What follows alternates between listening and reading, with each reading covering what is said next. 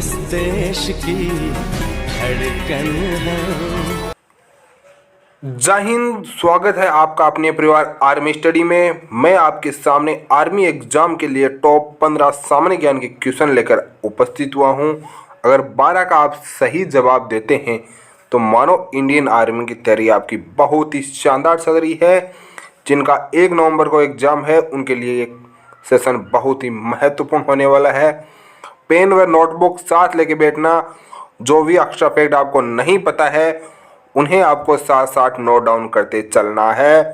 तो आपके सामने सभी को गुड मॉर्निंग, राम राम सा, सत श्री अकाल, जय हिंद, वंदे मातरम। बढ़ते हैं अपने फर्स्ट क्वेश्चन की तरफ। फर्स्ट क्वेश्चन आपके सामने है। जापान का राष्ट्रीय खेल है बुल फाइटिंग, जूडो, बेसबॉल व बैडमिंटन। जो इसका सही आंसर ऑप्शन नंबर बी बता रहे हैं वो एकदम सही है।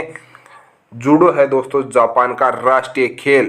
अब बात करते हैं जापान की दोस्तों। तो जापान की राजधानी है टोक्यो और येन है यहाँ की करेंसी, ये ध्यान रखना।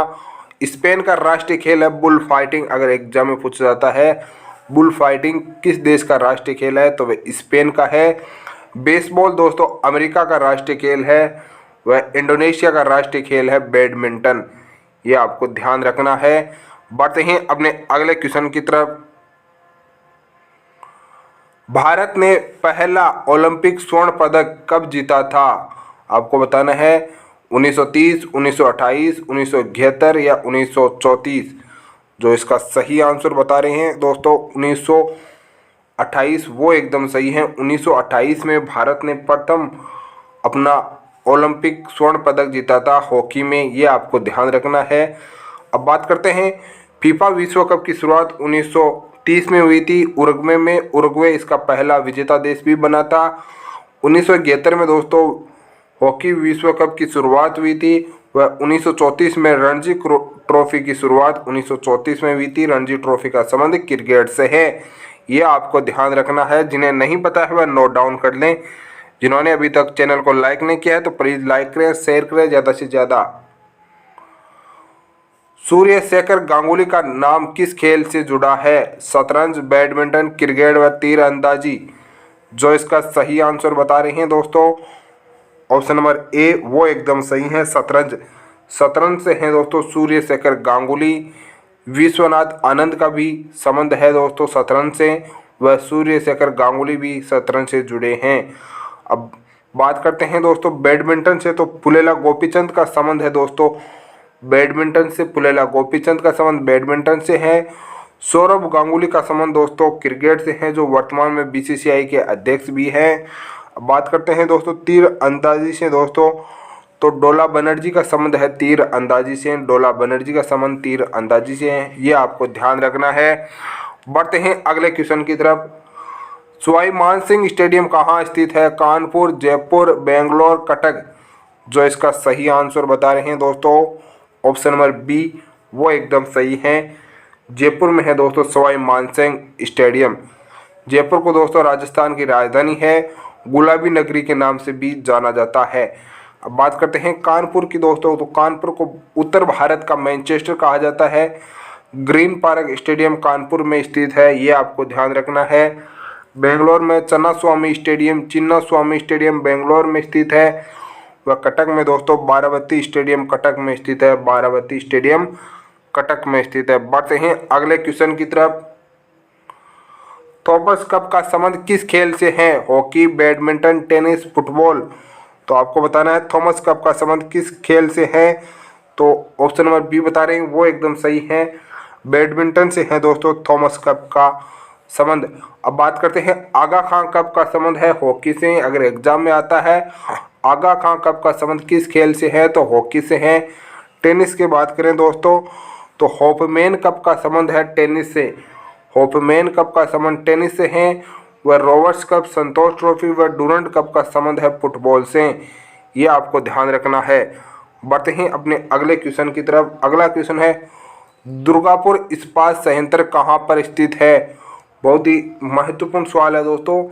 दुर्गापुर इस्पात संयंत्र कहाँ पर स्थित है? पश्चिम बंगाल, छत्तीसगढ़, उड़ीसा व झारखंड। जो इसका सही आंसर बता रहे हैं दोस्तों ऑप्शन नंबर ए, वो एकदम सही है। पश्चिम बंगाल में है दोस्तों दुर्गापुर इस्पात संयंत्र, जो इंग्लैंड की सहायता से स्थापित किया गया था पश्चिम बंगाल में। अब बात करते हैं दोस्तों राउरकेला इस्पात संयंत्र। राउरकेला इस्पात संयंत्र उड़ीसा में है दोस्तों, वह जर्मनी के सहयोग से स्थापित किया गया था। बोकारो स्टील प्लांट दोस्तों ये झारखंड में है। और छत्तीसगढ़ की बात करें तो भिलाई इस्पात संयंत्र छत्तीसगढ़ में है, ये आपको ध्यान रखना है। बढ़ते हैं अगले क्वेश्चन की तरफ। अगला क्वेश्चन आपके सामने है, उस्ताद विलायत खां किस वाद्य यंत्र से संबंधित हैं? सितार, बांसुरी, तबला, शहनाई। जो इसका सही आंसर बता रहे हैं दोस्तों ऑप्शन नंबर ए सितार, वो एकदम सही है। विलायत खां का संबंध है सितार से। अब बात करते हैं हरिप्रसाद चौरसिया का संबंध किस वाद्य यंत्र से है? तो वह बांसुरी से है। जाकिर हुसैन का संबंध किस वाद्य यंत्र से है? तो वह तबला वादक है। अब बात करते हैं शहनाई से। बिस्मिल्लाह खां का संबंध किस वाद्य यंत्र से है? तो वह शहनाई से है, ये आपको ध्यान रखना है। बढ़ते हैं अगले क्वेश्चन की तरफ। अगला क्वेश्चन आपके सामने है, चार मीनार कहाँ स्थित है? बहुत ही महत्वपूर्ण सवाल। चार मीनार कहाँ स्थित है? हैदराबाद, जयपुर, मुंबई, दिल्ली। जो इसका सही आंसर बता रहे हैं हैदराबाद, वो एकदम सही है। हैदराबाद में है दोस्तों चार मीनार। हैदराबाद मूसी नदी के किनारे स्थित है, ये भी आपको ध्यान रखना है। अब बात करते हैं हवा महल कहाँ पर स्थित है? तो हवा महल जयपुर में स्थित है, गुलाबी नगरी के नाम से जाना जाता है, ये आपको ध्यान रखना है। अब बात करते हैं Gate of India. Gate of India कहाँ पर स्थित है? तो गेट ऑफ इंडिया है मुंबई में, वह इंडिया गेट है दोस्तों नई दिल्ली में, ये आपको ध्यान रखना है। गेट ऑफ इंडिया मुंबई में और इंडिया गेट है दिल्ली में, ये आपको ध्यान रखना है। बढ़ते हैं अगले क्वेश्चन की तरफ। इराक की मुद्रा क्या है? रियाल, दिनार, युआन, लीरा।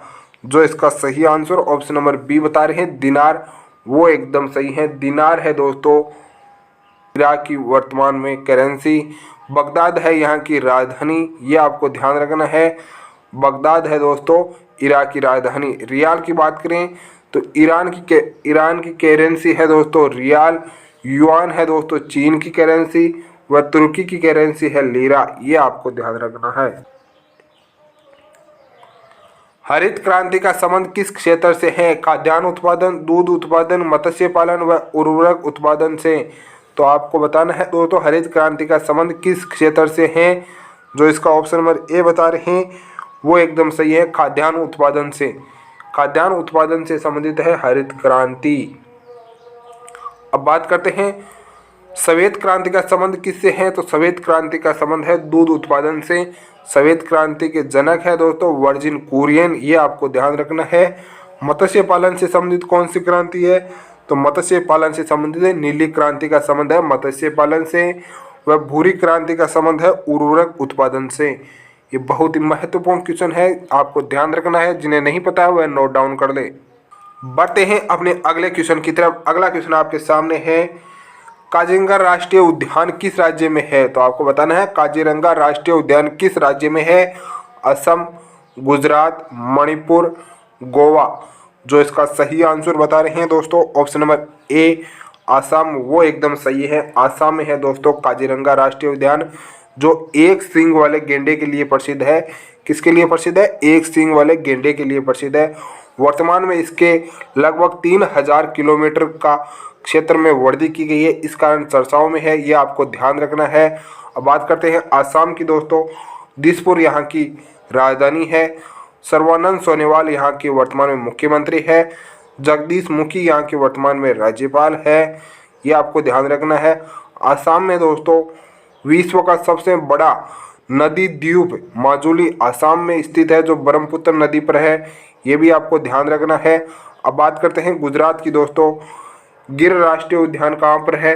गिर राष्ट्रीय उद्यान दोस्तों गुजरात में स्थित है, जो एशियाई शेरों के लिए प्रसिद्ध है। गिर राष्ट्रीय उद्यान केबुल लामजाओ दोस्तों कहाँ पर है? मणिपुर में है। विश्व का एकमात्र तैरता हुआ नेशनल पार्क कौन सा है? केबुल लामजाओ, जो मणिपुर में स्थित है। भगवान महावीर उद्यान दोस्तों, भगवान महावीर उद्यान है गोवा के अंदर, ये आपको ध्यान रखना है। बढ़ते हैं अगले क्वेश्चन की तरफ। जबलपुर किस नदी के किनारे स्थित है? गोमती, नर्मदा, चंबल, सरयू। जो इसका सही आंसर बता रहे हैं ऑप्शन नंबर बी, नर्मदा नदी, वो एकदम सही है। नर्मदा नदी के किनारे स्थित है दोस्तों जबलपुर। अब बात करते हैं लखनऊ की। गोमती नदी के किनारे है दोस्तों लखनऊ। चंबल के किनारे हैं दोस्तों कोटा। अयोध्या दोस्तों सरयू नदी के किनारे स्थित है। ये आपको ध्यान रखना है। बढ़ते हैं अगले क्वेश्चन की तरफ। अगला क्वेश्चन है आपके सामने, गगनचुंबी इमारतों के नगर के उपनाम से किसे जाना जाता है? न्यूयॉर्क, रोम, सैन फ्रांसिस्को या मुंबई। जो इसका सही आंसर बता रहे हैं ऑप्शन नंबर ए बता रहे हैं न्यूयॉर्क, वो एकदम सही है। न्यूयॉर्क को जाना जाता है दोस्तों गगनचुंबी इमारतों का नगर। अब बात करते हैं, 7 पहाड़ियों का नगर जाना जाता है। 7 पहाड़ियों के नगर के नाम से रोम को जाना जाता है। वह मुंबई को दोस्तों 7 टापुओं के नगर के नाम से जाना जाता है मुंबई को। ये आपको ध्यान रखना, मुंबई को 7 टापुओं के नगर के नाम से जाना जाता है। वह सैन फ्रांसिस्को दोस्तों city of the gold gate के नाम से जाना जाता है। City of the gold gate के नाम से जाना जाता है सैन फ्रांसिस्को। बढ़ते हैं अगले क्वेश्चन की तरफ। ज्योति तीव्रता का मात्रक है कैंडेला, वेबर, कूलॉम। जो इसका सही आंसर बता रहे हैं ऑप्शन नंबर ए, कैंडेला, वो एकदम सही है दोस्तों। कैंडेला है दोस्तों ज्योति तीव्रता का मात्रक। अब बात करते हैं, चुंबकीय फ्लक्स का मात्रक है वेबर।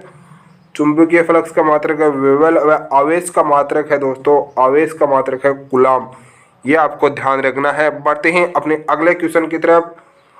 अगला क्वेश्चन, बैरोमीटर से मापी जाती है वायुमंडल की दाब, गैसों की दाब मापने का यंत्र, विद्युत धारा मापने का यंत्र या इनमें से कोई नहीं।